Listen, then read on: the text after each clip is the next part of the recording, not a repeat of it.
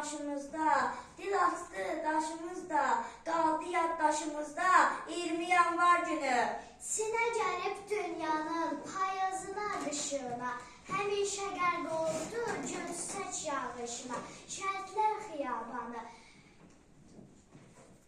Məhəmməd Əmin Avalı Əhməd Cavad şeiridir. Vətəni sevənlərin əbədi ant yeridir. Şəhidlər xiyabanı. Məzarlar doğma yaxın, məzarlar yan-yanadır.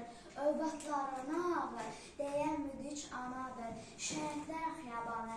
Yurduma göz dikənə etirazımdır mənim.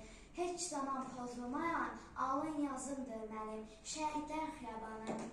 Bugün arzumuzun azadlıq günü, bugün azadlığın zirvə günüdür. Ulu babaların səbdidəni, göyərdən millətin zərbə günüdür. Bugün minillərlə gələn yolların sabaha açılan bir qapısıdır.